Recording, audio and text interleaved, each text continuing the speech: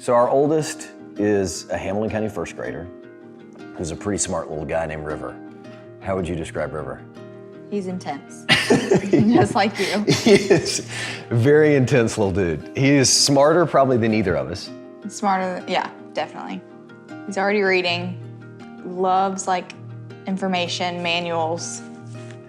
Our memories are probably very ordinary to not all that good, but he memorized we tell people the story, when he was 5, before he could really read, he got a book that had all the presidents listed in it, and so he could identify. President's Day last year. He was getting to the point where he could identify words and numbers, and the kid memorized all the presidents, all the years they were born. The years they died, He how many terms they served. He did get into the years they died. He'll be like, there was this one president who served a term, That's right. had a break, and then served another term.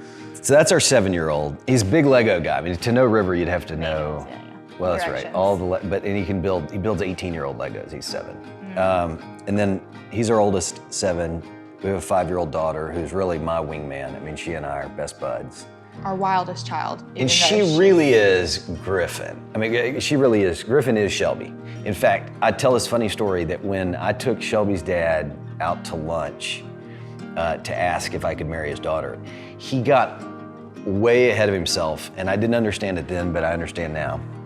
He basically told me what a wild child Shelby was, like how independent she was.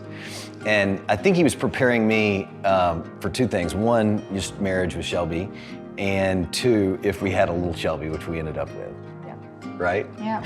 Me and her butt heads just as That's right. She's good as all of a darling little girl though. And then we have Aldridge, who is 3.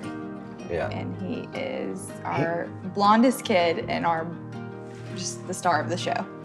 He's sort of he's not the baby, but he is the baby. Like some families have. For sure. He's very attached to his mom.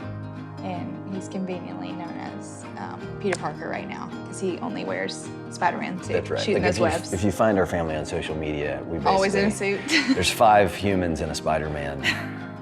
Yeah. Because he's quite literally always in a Spider-Man costume. And then if he's not, he has some Sweatshirt, something. hat, socks. It's gone a little too far. Red shoes. He's a good guy. He's the one who keeps us laughing, no matter what. Like, terrible day, you run into Aldridge, Bright it's light. all funny. And then we have Smith, who will be 1 in 2 months. And he's just the easiest, sweetest baby we've ever seen. Chubby and happy. Sleeps through the night, he's plump, he laughs. His sister drags him around like this. Well, he's just wide-eyed and grinning. And we always kind of felt bad for him. And then we kind of had this epiphany that it's all he knows. Yeah. So he loves it, because all he knows is being drugged around the house. Yeah. That's the crew. I'm running for county mayor because I've believed, my life growing up around politics, that the county mayor position, particularly since we merged 2 big school districts in the late 90s, is the position where you could lead a renaissance in public education. A lot of people in our community haven't thought much about the job of county mayor. They know who it is, but we haven't had an open seat race in 28 years.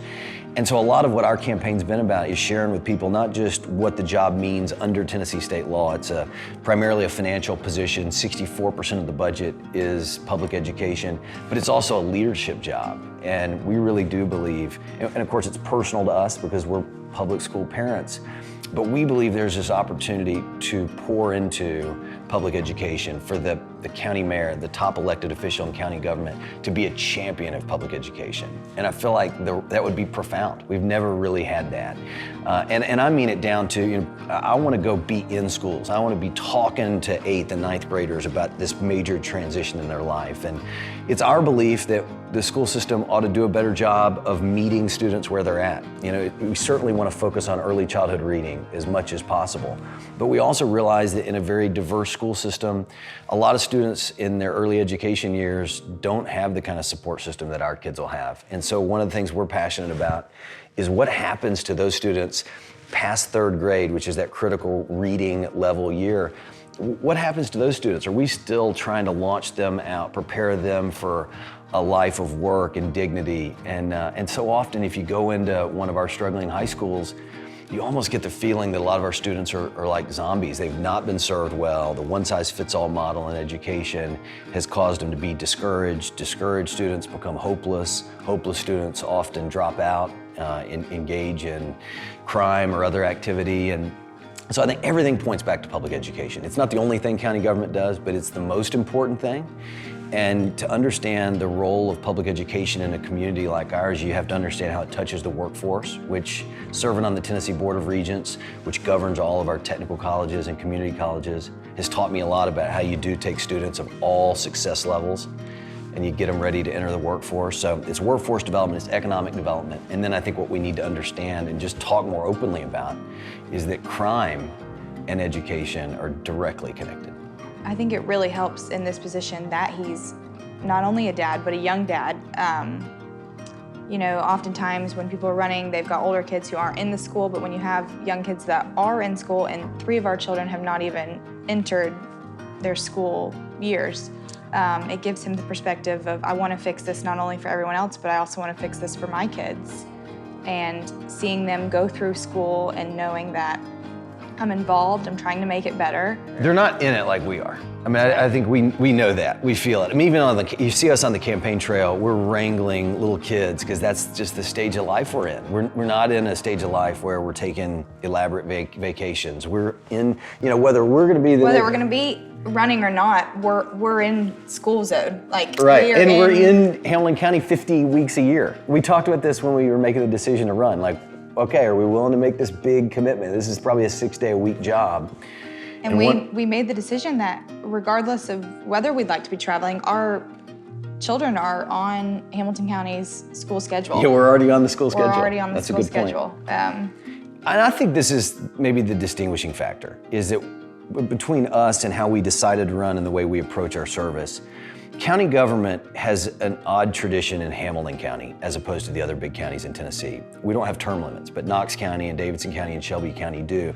And it's caused the culture of our county government to be that most of the people in office are retiring into office. They've been there, in some cases, longer than we've been alive.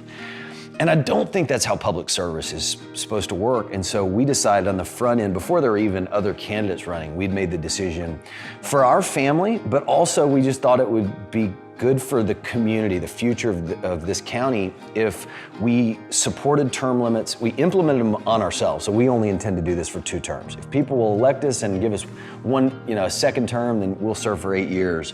And then we're gonna move on, you know. Unless somebody else have a turn. Yeah. I mean, I think one of the things, we get a kick out of the idea that we could be, really finishing raising our family and watching people run for this job that we're running for. But as it's been, you only have one race every generation, and that's distinctly different than like the way this city government works, or Governor Lee can only serve 2 terms.